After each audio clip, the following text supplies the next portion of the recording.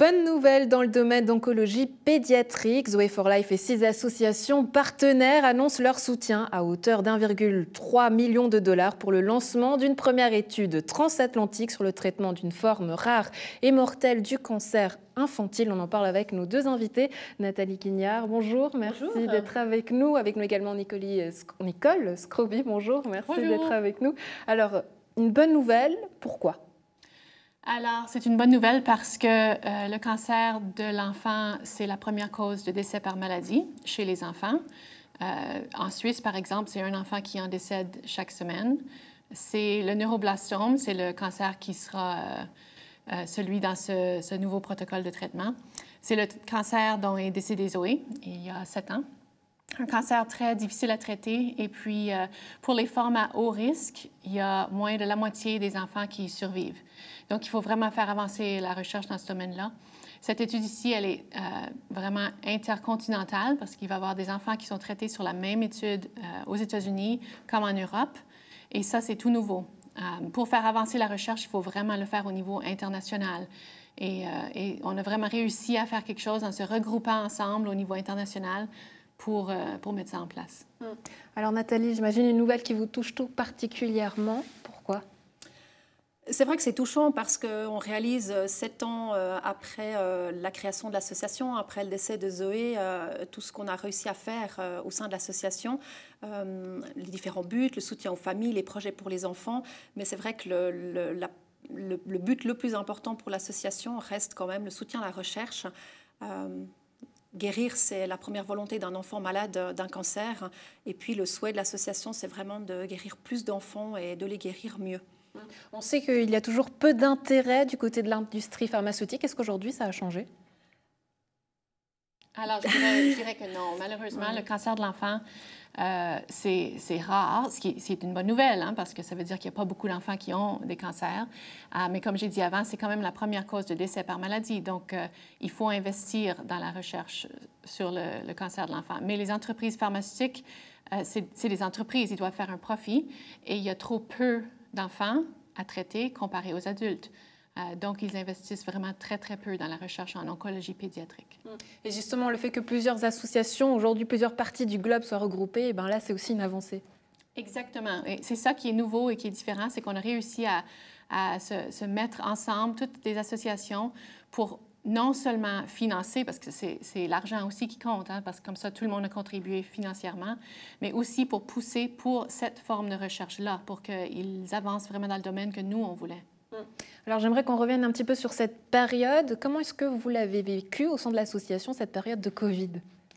Alors c'est vrai que c'est compliqué. Notre association ne vit que grâce aux dons, donc on peut pas. On l'avait compris il y a déjà plusieurs années en arrière. On ne peut pas simplement demander aux gens sans arrêt de nous faire des dons.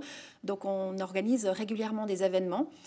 Cette année, on a pu encore organiser un événement au mois de mars, juste début mars. Et puis depuis, c'est vrai que tous les événements sont annulés.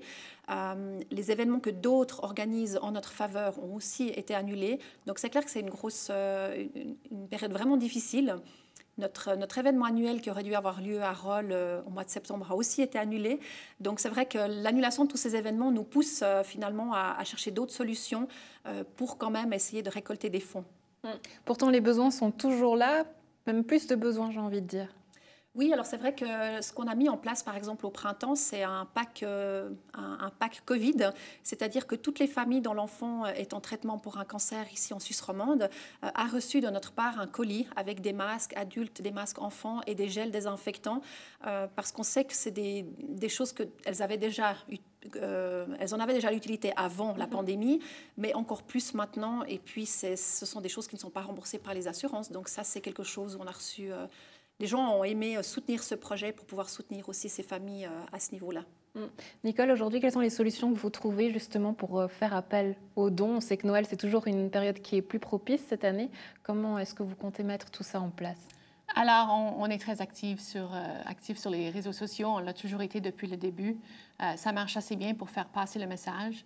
Je pense qu'il faut continuer à communiquer la même chose. C'est que la pandémie est là, oui, mais le cancer de l'enfant ne s'est pas arrêté. Donc, il faut continuer à soutenir ces familles et soutenir ces enfants. On communiquait vraiment beaucoup sur ça. Et puis, bon, les événements sont annulés. tout le monde va souffrir de cette pandémie. Les associations, on est tous dans la même situation. Mais on continue à y travailler, on continue à demander le soutien. Et vous me disiez quelque chose de très intéressant justement en arrivant, c'est que cette période de pandémie vous a été bénéfique dans le sens où les gens ont pris conscience qu'il fallait rechercher. Oui, alors ça, c'est une chose que j'ai remarqué parce qu'avant, c'est toujours difficile de parler de la recherche parce que c'est très vague. Mais maintenant, je pense, à cause de la pandémie, les gens ont compris l'importance de la recherche médicale, parce qu'on est tous dans l'attente d'un vaccin.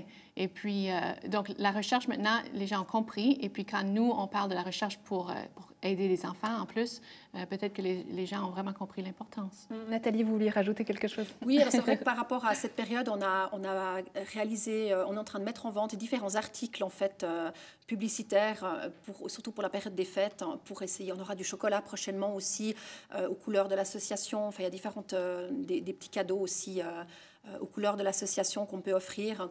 Ça permet aussi aux gens de nous soutenir autrement, en achetant quelque chose pour l'offrir ou pour eux-mêmes. Et puis, c'est une façon différente de nous soutenir et une façon détournée de faire un don, on va dire. Et puis, c'est vrai que quand on parle de tout ce qu'on a réussi à faire et ce magnifique projet qu'on a pu financer, voilà, nous, on a notre motivation qui est là, on a notre équipe, on a nos bénévoles, mais c'est vrai que sans les donateurs, sans les personnes qui nous font confiance, on n'aurait jamais pu réaliser tout ce qu'on a fait depuis 7 ans et on n'aurait pas pu participer à ce magnifique projet. Ça me touche parce que vous avez reçu sur ce plateau et je vois plus de lumière dans vos yeux. Qu'est-ce qui s'est passé ? Disons que je trouve que c'est beau de voir que finalement on arrive à faire quelque chose de vraiment concret parce que de nouveau on est dans une période de Noël, on commence à recevoir et je sais qu'on va encore recevoir beaucoup de mails de gens qui voudront offrir des cadeaux aux enfants à l'hôpital et c'est touchant bien sûr, mais il y a déjà des associations qui le font et puis le message qu'on essaie de faire passer depuis maintenant 7 ans et demi que l'association existe, c'est que la première volonté d'un enfant malade d'un cancer c'est de guérir et puis c'est grâce à la recherche s'il va guérir. Quand on apprend que son enfant est atteint d'un cancer, c'est la première chose qu'on veut, c'est qu'il guérisse. Et s'il guérit, on veut qu'il guérisse avec le moins de séquelles possible. Et ça, c'est grâce aux avancées de la recherche qu'on pourra faire une différence. Si on veut soutenir Zoe for Life, très concrètement, qu'est-ce qu'on fait?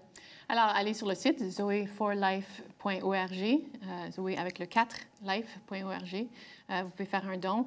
Je voulais mentionner aussi, on a eu récemment quelqu'un qui a décidé pour son anniversaire, au lieu de recevoir des cadeaux, vu qu'il ne pouvait pas avoir une fête, vu qu'on ne peut pas se rassembler, de demander à tous ses amis de faire un don à Zoe for Life. Et c'était très touchant d'apprendre ça. C'est quelque chose que les gens peuvent faire pendant cette période pour nous soutenir sans que ça leur demande trop. Nicole Scobie, Nathalie Guignard, merci beaucoup d'avoir été avec nous. Merci beaucoup.